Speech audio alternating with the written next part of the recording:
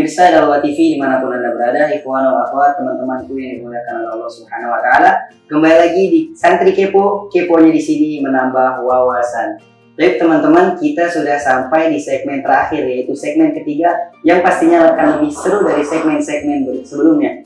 Dan sekarang kita akan membahas bagaimana kiat-kiat agar kita mempunyai rumah tangga yang sama seperti Rasulullah SAW. Jadi langsung saja kita tanyakan kepada Ustaz Hamid Al-Hamid, bagaimana Ustaz agar kita mempunyai rumah tangga yang begitu harmoni seperti Rasulullah SAW. Iya.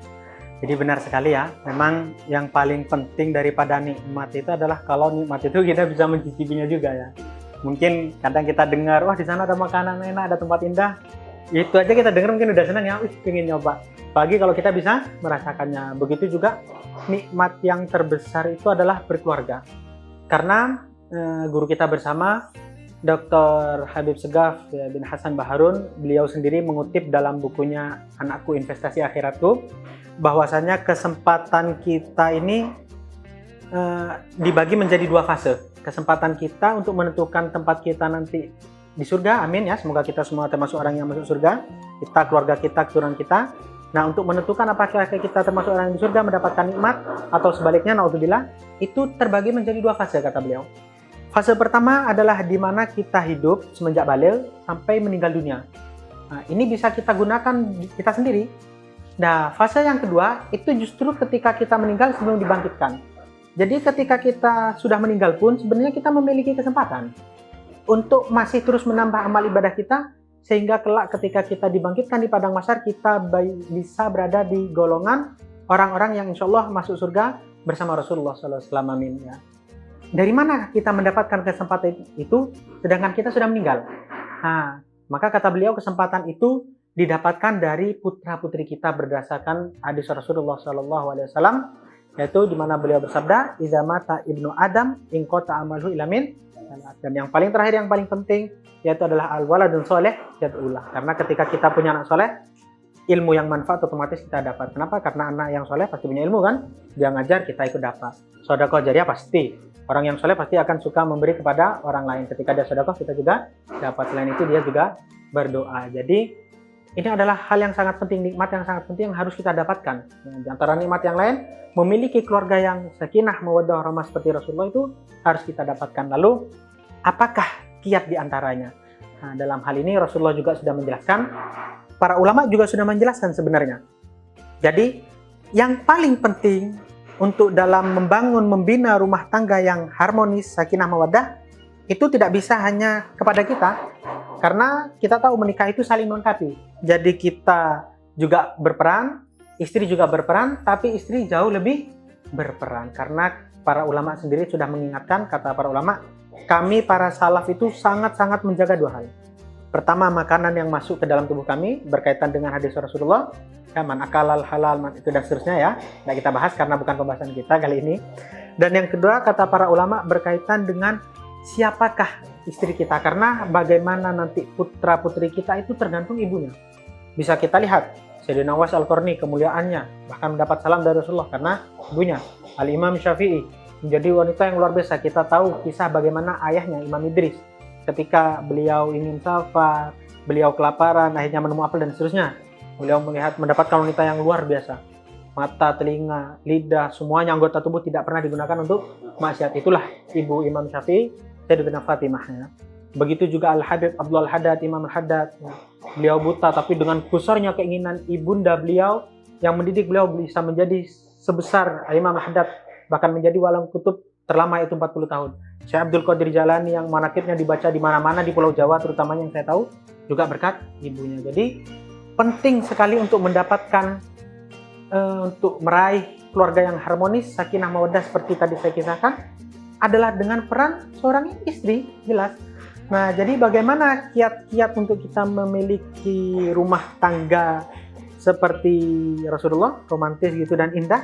Maka ya atas pengalaman saya pribadi juga, guru-guru dan apa yang saya baca selama ini adalah pilihlah istri yang baik. Karena dari istri yang baik, kita akan memiliki putra-putri yang baik dan kita sendiri akan menjadi suami yang baik akhirnya berkat istri dan akan menjadikan rumah tangga kita ini baiti jannati, rumahku adalah surga itu yang harmonis. Lalu mungkin ada pertanyaan, tapi saya langsung jelaskan sendiri ya. Mungkin juga gimana sih Ustaz kiat-kiat untuk mendapatkan istri gitu kan mungkin ya. Maka dalam ini langsung saja sebagaimana Rasulullah SAW sendiri sudah menegaskan, kata beliau dalam sabdanya, tungkahul mar'ah li arba'ah. Iya. Jadi pertama li jamaliha, yang kedua wali maliha, dalam riwayat wali hasabiha, yang ketiga wali nasabiha, dan yang terakhir wali diniha fadfar li dzatiddin taribat sadan. Itu adalah utuh hadisnya, yang artinya seperti ini. Kurang lebih kata Rasulullah, biasanya jadi tungkahul mar'ah itu biasanya seorang wanita itu dinikahi karena 4 hal. Begitu juga kita pria sebenarnya biasanya dipilih ya sama karena 4 hal ini. Apa yang pertama beliau sebut pertama? Karena memang beliau paham kita manusia kan. Jadi jangan dipungkiri, kata beliau, jangan kita menjadi orang munafik. Hal yang pertama ini penting, yaitu apa? Lijamaliha, kecantikannya atau ketampanannya. Itu hal yang penting. Jadi kita harus milih istri yang cantik. Kenapa? Karena di antara tujuan kita menikah itu kan aghaddulil basar, untuk menjaga pandangan. Kalau kita punya istri yang cantik, suami yang tampan, maka kan lebih menjaga pandangan kita kan. Buat apa melihat wanita yang lain? Di rumah ada istri yang cantik kan halal. Untuk apa melihat pria yang lain? Di rumah ada suami yang tampan. Tapi dalam hal ini enak. Sekali lagi, Allah SWT itu sungguh sangat rahmat kepada kita. Sehingga memberikan kita hati, kolbun tadi yang litaqallubihi. Berbeda-beda, bergejolak ya. Jadi, dalam hal ini, tampan dan cantik itu fleksibilitas. Tidak semua orang seleranya sama kan? Ada yang suka pedas, ada yang suka enggak kan? Ada yang suka asih, ya beda-beda. Jadi dalam hal cantik dan tampan pun tidak usah khawatir, itu beda-beda. Ada orang yang suka gemuk, ada yang suka kurus, ada yang...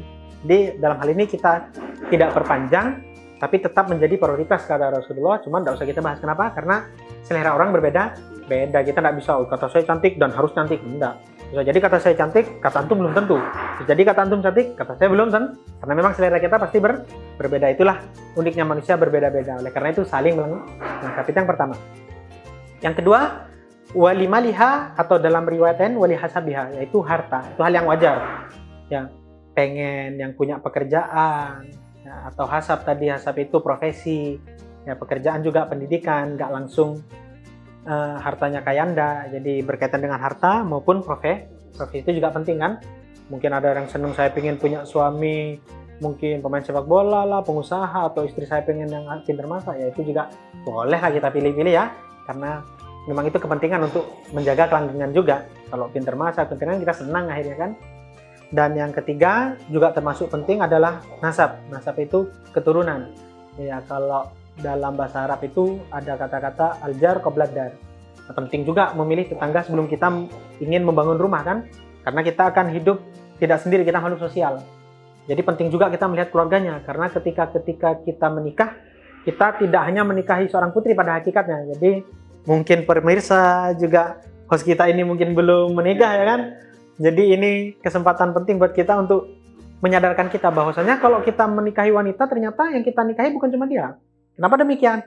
Ya karena kita akan bersosial juga ya kan, berhubungan, bergaul dengan ayahnya ya kan, mau itu mertua kita. Iya. Kalau kita punya keluarga yang enak, saudaranya enak, semuanya klop sama kita, maka hidup kita nikmat. Tapi naudzubillah kalau kita dapat yang saudaranya suka nyinggung, ini akhirnya itu mengganggu keharmonisan juga loh ternyata. Oleh karena itu penting kiranya melihat siapa keluarganya. Kalau keluarganya baik, insya Allah dia akan membantu keharmonisan kita. Cuman dari tadi kriteria pertama, kedua, ketiga, sekali lagi itu fleksibilitas ya. Itu bisa kita mengaturnya. Ini bisa seperti ini, itu masihlah bisa kita nego dalam bahasa kita. Iya, masih relatif bisa kita tawar. Nah, yang terakhir ini yang paling penting kata Rasulullah, walidiniha wasfar lidzatiddin taribat yada. Yang paling penting kriteria yang harus kita pilih kalau kita ingin punya keluarga yang sakinah, mawaddah, langgeng dunia sampai akhirat, seperti mana Rasulullah dan mungkin yang lainnya juga, adalah dengan memilih istri, suami yang memiliki agama. Jadi, agama yang paling penting. Kenapa demikian? Logikanya seperti ini. Imam Hasan Al-Basri ini pernah juga didatangi seseorang ayah yang beliau ini mengatakan, banyak yang melamar putri saya. Kira-kira siapa? Harus saya berikan kepada siapa putri saya? Yang kaya, yang tampan, atau yang profesinya baik? Maka beliau mengatakan langsung yang soleh. Kenapa demikian kata ayahnya? Kenapa yang soleh? Karena kalau yang soleh, seandainya memang calon suami ini cocok, ketika lihat, memang sesuai selera, oh pasti dia akan menjadikannya ratu kan, mencintainya. Tapi kalau kebetulan ternyata calon menantumu nih kurang cocok sebenarnya sama putrimu, tenang, gak usah khawatir. Karena dia wanita yang soleh, punya agama, maka hak-hak istrimu akan dipenuhi. Nggak bakal dizalimi. Kenapa? Karena orang kalau punya agama kan takut dia kepada Allah, nggak mungkin berdosa. Jadi nggak mungkin menyakiti istrinya, nggak mungkin mencaci. Pasti dia juga akan paham dengan bagaimana sifat Rasulullah. Termasuk kayak tadi kalau putri Anda gitu kan, saudari kita mungkin masak sesuatu yang kurang selera bagi suaminya, nggak mungkin dicaci, pasti tetap dimakan dengan senyum. Kenapa? Karena kuncinya ilmu. Karena kita tahu bagaimana Rasulullah itu mengatakan, ayo kita perlakukan sebaik-baiknya keluarga kita. Rasulullah pernah bersabda, kata beliau, khairukum ya. Maka yang terbaik di antara kalian ada yang paling baik bagaimana kalian memperlakukan istri dan keluarga kalian yang lain. Jadi kalau orang yang punya agama pasti ya, istri punya agama pasti akan lebih pemahaman, pengertian, sabar, itu hal yang pasti. Suami pun demikian, kalau punya agama pasti tidak bakal marah, apalagi sampai mukul, itu tidak mungkin. Ya, bahkan akan terjadi keharmonisan, di mana nanti ketika memiliki kesalahan, karena kita memang dituntut samaha untuk memaafkan, pasti kan sudah tidak apa-apa, ayo kita perbaiki baik. Nggak bisa masak, ayo kita belajar masak bareng, bisa lihat di YouTube gitu kan. Maka akan timbul keharmonisan yang lain. Ayo kita didik anak kita bersama, ajarin sholat bareng. Jadi zahir dan batin tenang, keluarga sakinah. Ketika ada masalah dia menimbang dengan ilmu, dibawa diredam gitu kan. Dia melihat bagaimana dulu belajar, bagaimana Rasulullah mengajarkan. Jadi sudah bisa dijamin. Jadi sekali lagi kriteria yang pertama, kedua, ketiga memang membantu keharmonisan, tapi itu fleksibilitas, tidak sebesar persentase kriteria yang terakhir. Kalau orang baik agamanya, kemungkinan besar 90% bisa kita jamin bahwasanya keluarga itu akan menjadi keluarga yang harmoni. Kita sudah dengarkan begitu banyak faedah-faedah yang kita dapatkan. 3 segmen telah lalu bersama kita. Jangan lupa tonton terus Santri Kepo, keponya di sini menambah wawasan. Wassalamualaikum warahmatullahi wabarakatuh.